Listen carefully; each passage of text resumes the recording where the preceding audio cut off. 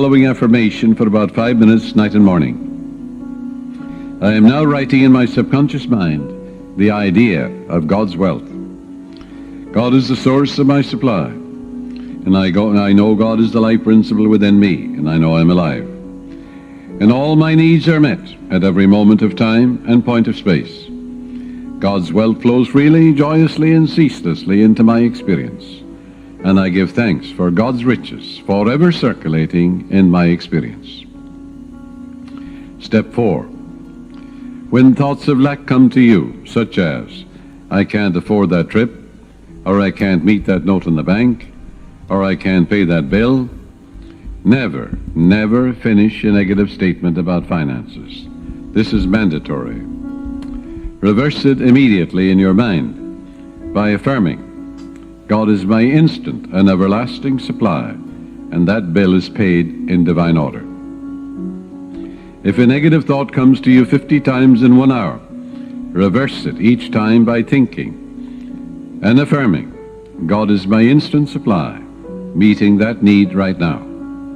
After a while, the thought of financial lack will lose all momentum, and you will find your subconscious is being conditioned to wealth. If you look at a new car, for example, never say, I can't buy that or I can't afford it.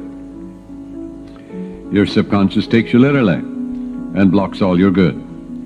On the contrary, say to yourself, that car is for sale. It is a divine idea, and I accept it in divine order through divine love. This is the master key to wealth. It's impossible for any sincere person to practice this technique and not have all the wealth he or she needs all the days of your life. So follow it, and you're setting the law of opulence in operation. It will work for you as well as for anybody else. The law of mind is no respecter of persons. Your thoughts make you wealthy or poor. Choose the riches of life right here and right now. A sales manager sent me one of his men for counseling. This salesman was a brilliant college graduate. He knew his products very well. He was in a lucrative territory, but was making only $5,000 annually in commissions. The sales manager felt he should double or at least triple it. In talking to the young man, I found he was down on himself. He had developed a subconscious pattern or self-image of $5,000 a year. In other words, that's all I'm worth. He said that he had been born in a poverty-stricken home and that his parents had told him that he was destined to be poor. His stepfather had always told him, you'll never amount to anything, you're dumb, you're stupid. These thoughts were accepted by his impressionable mind, and he was experiencing his subconscious belief in lack and limitation. I explained to him that he could change his subconscious mind by feeding it with life-giving patterns. Accordingly, I gave him a mental and spiritual formula to follow, which would transform his life. I explained to him that he should under no circumstances deny what he affirmed, because his subconscious mind accepted what he really believed. Your subconscious mind accepts your convictions, what you really believe.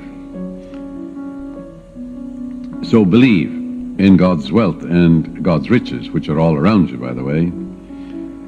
He affirmed every morning before going to work, I'm born to succeed. I'm born to win. The infinite within me can't fail. Divine law and order govern my life. Divine peace fills my soul. Divine love saturates my mind. Infinite intelligence guides me in all ways. God's riches flow to me freely, joyously, endlessly, ceaselessly. I am advancing, moving forward, and growing mentally, spiritually, financially, and in all other ways. I know these truths are sinking into my subconscious mind, and I know and I believe they will grow after their kind. A year later, when I met this young man again, I discovered that he had been transformed. He had absorbed these ideas which we had discussed.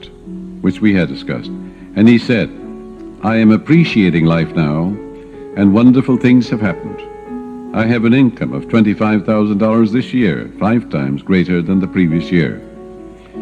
He has learned the simple truth that whatever he inscribes in his subconscious mind becomes effective and functional in his life. That power is within you. You can use it also. The young boy who's operating this machine while I am broadcasting, his name is Robbie Wright. He told me about his uncle who used to work in a bank. And this uncle wanted to make more money for his wife and his children. And he was always affirming, God is my instant supply, I'm divinely guided in all ways, infinite spirit opens up a new door. Well, he told me that his uncle was in town about 2 months ago, and that his salary now is $200,000 a year, all his expenses paid. And he was getting $40,000 when he started to realize the truth about himself. And he's able to do great things and living a wonderful life down south in another state. All of this is an idea. All it was an idea in his mind. Wealth is an idea. A radio is an idea. Television is an idea. An automobile is an idea. Everything you look at is an idea. Suppose you destroyed all the automobiles in the world due to some holocaust. Well, an engineer could run them off, couldn't he? And we'd have millions of them in no time. Use the following meditation for assurance in achieving financial wealth.